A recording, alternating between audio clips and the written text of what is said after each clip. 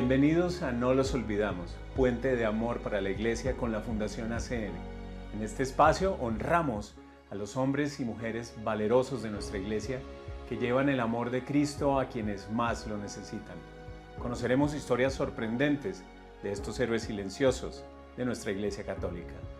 Atendamos. Muy buenas, queridos amigos, tenemos el inmenso honor de estar en la presencia y en compañía de la hermana Gloria Cecilia Narváez, religiosa franciscana de María Inmaculada, que fue secuestrada en febrero de 2017 en Malí, en África, y fue liberada en octubre del año 2021. En una experiencia impresionante de sufrimiento, de dolor en manos de yihadistas extremistas que la sometieron a toda clase de maltratos, pero que ella afrontó con la fuerza de Jesucristo, con su carisma franciscano, con los ojos de la fe, con la paciencia de la Virgen María. Hoy vamos a compartir con ella y vamos a escuchar la experiencia que nos ofrece desde su corazón. Hermana Gloria, es un honor estar con usted esta tarde. Qué alegría poder compartir. Gracias, Padre. Muchísimas gracias. Y gracias por esta invitación que me hace la Obra Pontificia Iglesia Sufriente, porque así puedo compartir mi testimonio de fe y cómo Dios hizo ese milagro grande de su infinita misericordia, ¿no? De poder volver en libertad y poder continuar mi camino misionero. Muchas gracias. Ha dicho usted camino misionero, yo quisiera comenzar por allí. ¿Qué hay en el corazón de una religiosa que le haga sentir el deseo de irse a un lugar tan lejano como el África y en concreto como Malí? Bueno, primeramente pues la misión en Malí tuvo mucho significado, ¿no? Para mí personalmente, el poder tocar como el dolor, ¿no? De la gente, el sufrimiento, pues personalmente me evangelizó y me humanizó, ¿no? Pues acompañamos a la gente en sus duelos, en sus alegrías, en sus diferentes dificultades, lloramos, reímos, participábamos de sus fiestas, ¿no? Pero sobre todo el dolor de ver cómo pues, un niño moría de hambre, ¿no? Una mujer no podía desplazarse de su vereda hasta llegar al centro de salud en una bicicleta o a veces en una carreta con un asno, ¿no? Entonces al llegar o unos kilómetros antes fallecía, dejando a su niño huérfano, y lo que esto significa dentro de la cultura, ¿no? Que el niño que pierde su madre es como el causante, ¿no? De la muerte de ella y es considerado maldito, ya no puede reintegrarse a su familia. O a veces los niños que nacían con discapacidad o con enfermedades, ¿no? Porque también son considerados bestias. Entonces eso es algo tan fuerte en la cultura que pues uno no logra comprender, ¿no? Como las mismas mujeres que nosotros habíamos formado y que nos ayudaban, no querían tomar entre sus brazos a estos niños, ¿no? Entonces eso fue un camino para hacerles comprender, ¿no? Que es un ser humano que nació con esa enfermedad, pero que merece nuestro afecto, ¿no? Es un regalo de Dios para nosotros, porque la cultura pues, es muy fuerte en ese sentido, ¿no?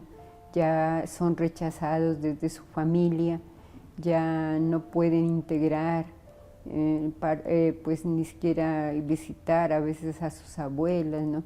Sobre todo la condición de pobreza, ¿no? Que hay en Mali, en la población que nosotros estábamos, Carangazo, pues sumamente pobre, muchísima pobreza, mucha falta de formación, ¿no? En cuanto a la higiene, en cuanto al cuidado, enfermedades pues, que venían con estos vientos del desierto tan fuertes como la meningitis, ¿no? Todo el tiempo la tifoidea, el paludismo. Bueno, enfermedades que uno se sorprendía, ¿no? A veces llagas que salían en la piel por la misma ambiente que se vivía, ¿no?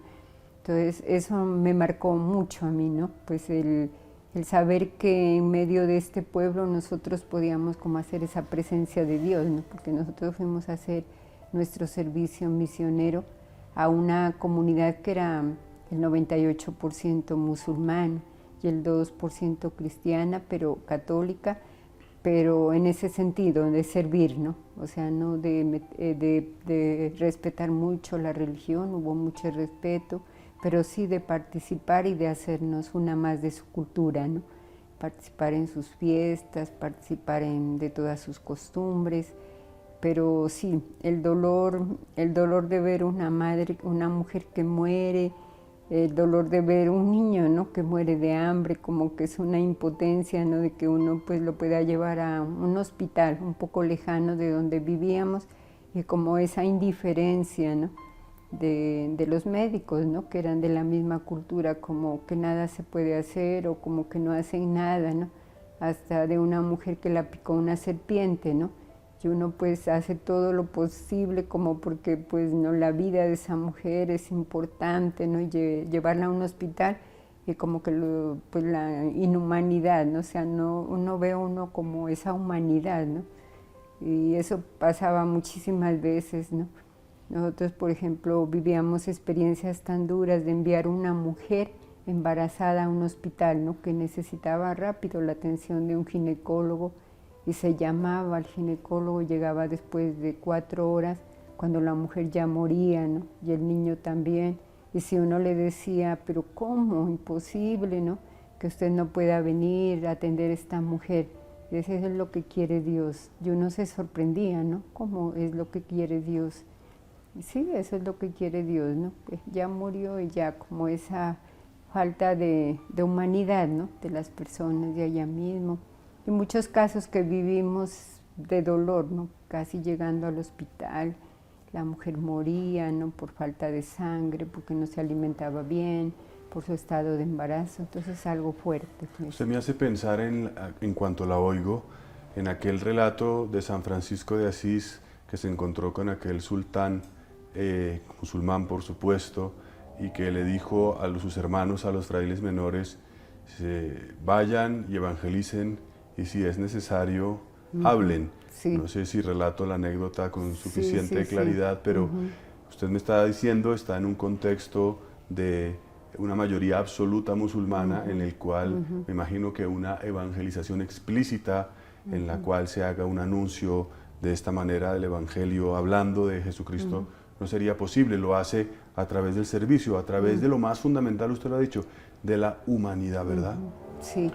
Hermana, cuéntenos qué pasó aquella noche de febrero de 2017. ¿Qué estaba haciendo usted? ¿Qué sucedió aquella noche en la que las cosas cambiaron tan radicalmente? Sí, precisamente nosotros nos encontrábamos las 4 hermanas, teníamos 13 niños, ¿no? Que habían sufrido una infección contagiosa.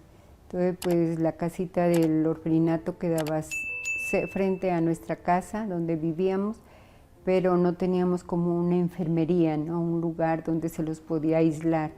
Entonces nosotros los trajimos a nuestra casa y pasábamos cuidándolos, porque había que ponerles mucho suero, mucho antibiótico, ¿no? Porque pues la epidemia se iba contagiando uno a uno. Entonces nosotros estábamos pendientes de ellos, ¿no? Cuando pues nosotros habíamos acabado de hacer la oración, por el demasiado calor pues la hicimos afuera, ¿no? En un patiecito que había, y sentimos, ¿no? Que los perros ladraban. Bueno, entonces... o sea, era la tarde, ya la noche. Ya, claro, eran como las 7 de la noche, ¿no? Cuando yo me di cuenta también que en el momento como que la luz, bueno, teníamos una batería, ¿no? Para conectar, porque allá no había luz eléctrica, entonces como que la luz se apagó. Entonces yo me sorprendí, ¿no? Se quedó como todo oscuro, y entonces bueno, como ladraban tanto los perros, yo salí a preguntar quién estaba afuera, porque el portón generalmente permanece abierto. Que nosotros teníamos una ambulancia y durante todo el día, toda la noche estaba en servicio de la gente. Entonces era una mujer enferma, un niño, un anciano, bueno, todo el día y la madrugada, y en la noche era igual, ¿no? Entonces yo pregunté quién estaba ahí, ¿no? Y pues nadie respondía. Entonces me pareció extraño porque el perro seguía ladrando, ¿no? Entonces yo dije, ¿qué pasará? Bueno, después nosotros ya nos pusimos Y dijimos, veamos las noticias para ver, para orar por la realidad del mundo. Entonces prendimos una batería y alumbramos el televisor, ¿no? Y cuando en ese momento que habíamos acabado de hacer eso, entraron 4 hombres fuertemente armados, ¿no? Con unas metralletas, con unas peinillas. Entonces, pues nos sorprendimos, el hombre se quitó su turbante y me dijo, ¿y es que me conoces? Entonces yo le dije, no, señor, yo no lo conozco. Entonces se acercó a la hermana, ¿no? A una de las hermanas jóvenes, porque la otra pues corrió a meterse en su habitación y entonces el otro hombre se fue detrás de ella pues para golpear su puerta, ¿no? Para ver si la podía derribar, y entonces yo me quedé al frente de la hermana más joven y dijo, a esta me llevo. Entonces y la otra pues se fue detrás como a una capillita que teníamos en la parte de atrás, ¿no? Entonces yo inmediatamente vi con preocupación lo que estaba pasando, ¿no? El uno que estaba derribando la puerta de la habitación de la hermana y el otro que estaba pues con la otra, ¿no? Y los dos estaban con las dos. Entonces yo le dije al jefe, no, le digo, no les haga daño a mis hermanas, ellas son muy jóvenes, han hecho recién su profesión y su camino misionero. Le dije, yo soy la responsable. Le digo, de todo, pues hágame a mí, ¿no? Lo que les va a hacer a ellas. Entonces me dijo, ah, sí. Entonces, bueno, se acercó y ya me puso una cadena, ¿no? Y una especie de un artefacto explosivo.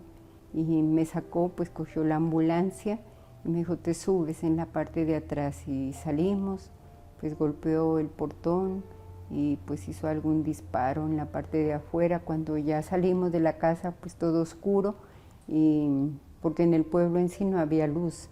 Entonces salimos y ellos ya tenían su moto, ¿no? Lista para llevarme. Entonces así ya me hicieron subir en una moto de esas y ya nos fuimos, pues, ¿no? ¿Y estos quiénes eran y por qué querían buscar una religiosa?